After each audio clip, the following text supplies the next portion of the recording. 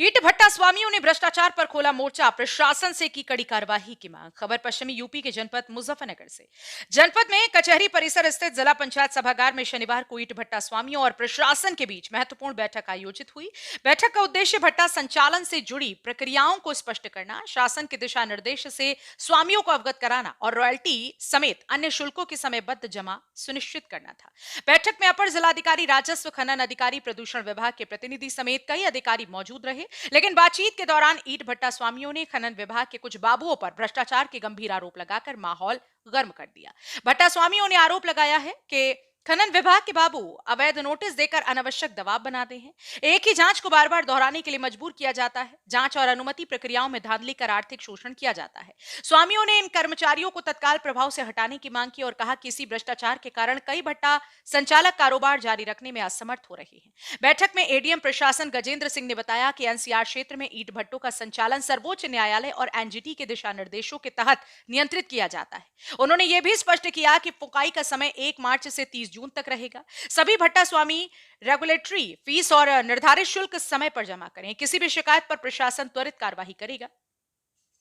ईंट भट्टा निर्माता समिति के अध्यक्ष ने कहा कि हर वर्ष सीजन शुरू होने से पहले ऐसी बैठक की जाती है, लेकिन इस बार भ्रष्टाचार की शिकायतें सबसे बड़ा मुद्दा बन गई। समिति ने कहा कि खनन विभाग की लापरवाही और कथित वसूली ने उद्योग को संकट में डाल दिया है। प्रशासन ने बैठक के अंत में आश्वासन दिया कि सभी आरोपों की जांच की जाएगी और किसी भी विवाद या उत्पीड़न की स्थिति में संबंधित विभाग त्वरित समाधान सुनिश्चित करेगा।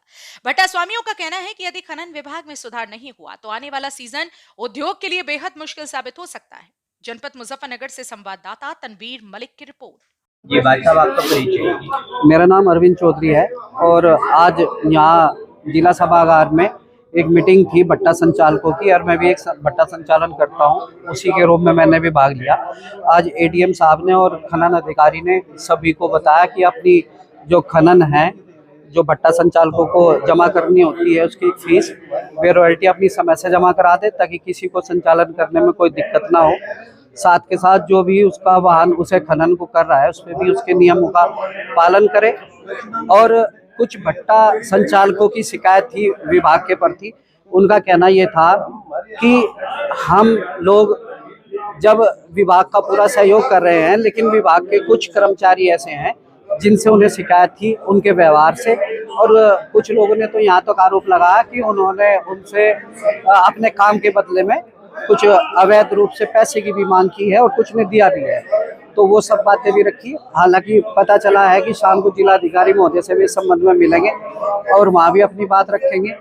और एफिडेविट मैंने देखा तो नहीं है, लेकिन उन्होंने एक एफिडेविट मुख्यमंत्री के नाम भी बता रहे हैं कि तैयार कर रखा है उस व्यक्ति विशेष के खिलाफ जो सीट पर काफ़ी दिनों से बैठा हुआ है, और उसकी शिकायत भी जिलाधिकारी महोदय से के माध्यम से मुख्यमंत्री तक कर रहे हैं। और वे कह रहे हैं कि हम पूरा सहयोग करने के लिए तैयार है। भट्टा संचालक सभी लोग, विभाग भी हमें पूरा सहयोग करें। चौधरी साहब, भट्टा संचालकों के सामने किस तरह की परेशानी आ रही है और प्रशासन से किस तरह की उम्मीद आप लोगों को? एक तो भट्टा संचालकों के सामने ये परेशानी आ रही है कि वे खनन सब कुछ रॉयल्टी जमा करने के बाद भी जहाँ से वे मिट्टी उठाते हैं, एक तो उन्हें पुलिस परेशान करती है, जबकि पुलिस का उसमें कोई रोल नहीं है। जब उन्होंने अपने प्रपत्र पूरे लगा रखे हैं उसके बाद भी वो इन्होंने रिक्वेस्ट की, तो एडीएम साहब ने उन्हें आश्वासन दिया है कि अगली जब पुलिस मीटिंग होगी तो उसमें वो खुद जाके उस विभाग को ये चीज़ें कहेंगे कि भाई भविष्य में कोई भी पुलिस अधिकारी उन्हें नाजायज परेशान ना करे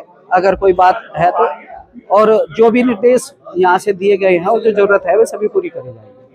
जी, आपका परिचय। मेरा नाम लेखराज सिंह है। मैं राष्ट्रीय राजधानी भट्टा संघ का उपाध्यक्ष हूँ। आज ये मीटिंग हुई है प्रशासन के साथ, किस तरह की मीटिंग की है, क्या पूरा मामला? आज जनपद मुजफ्फरनगर के अपर जिलाधिकारी वित्त एवं राजस्व श्री गजेंद्र सिंह जी द्वारा चिट्ठी भेजकर मीटिंग बुलाई गई थी, जिसमें उन्होंने अवगत कराया कि मुजफ्फरनगर राष्ट्रीय राजधानी क्षेत्र का अंग है, जहां पे माननीय सुप्रीम कोर्ट के आदेश अनुसार भट्टों का संचालन 1 मार्च से 30 जून तक ही किया जाता है। और जो भी भट्टा मालिक अपने भट्टों का संचालन करेगा वो उससे पहले विनिमय शुल्क अवश्य जमा करा दे। अगर विनिमय शुल्क जमा कराने से पहले कोई भट्टों का संचालन करता है तो वो अवैध माना जाएगा। कुछ महत्वपूर्ण मुद्दे भी आपने उठाए हैं, आरोप भी लगाए हैं, उनकी भी बात आप कर रहे हैं। महत्वपूर्ण मुद्दे ये हैं कि एक तो जो लोग विनिमय शुल्क करके मिट्टी उठाते हैं या कोई भी वो कार्य करते हैं तो पुलिस विभाग के दरोगा और अन्य कर्मचारी उन्हें परेशान करते हैं। और आज ही संज्ञान में आया था कि कुछ भट्टों पर अनावश्यक नोटिस भेजकर उन्हें प्रताड़ित किया जा रहा, उनसे उनके निस्तारण के नाम पर लाखों लाखों रुपए मांगे जा रहे, जिसका भट्टे मालिकों में भयंकर विरोध देखने को मिला। जिसके संबंध में आज एक प्रतिनिधिमंडल जिलाधिकारी महोदय से मिलेगा और माननीय अनिल कुमार जी कैबिनेट मंत्री, उनसे भी एक प्रतिनिधिमंडल मुलाकात करेगा। जिस प्रतिनिधिमंडल में हमारे जनपद के अध्यक्ष राकेश डागर जी की अध्यक्षता में सब लोग जाएंगे और जो भी संबंधित कर्मचारी दो आरोपित है उसके खिलाफ सख्त से सख्त कार्रवाई के लिए मुख्यमंत्री जी के नाम एक चिट्ठी दी जाएगी और उनके खिलाफ कार्रवाई की मांग करेंगे। मैं मुजफ्फरनगर माता समिति का अध्यक्ष राकेश डागर। क्या पूरा मामला था जी? आज बहुत महत्वपूर्ण बैठक आप लोगों की यहाँ पे। हमारी ये वार्षिक बैठक होती है जो एडीएम फाइनेंस साहब के साथ होती है, ये ज़्यादातर हमेशा होती है हमारा सीजन चालू होने से पहले।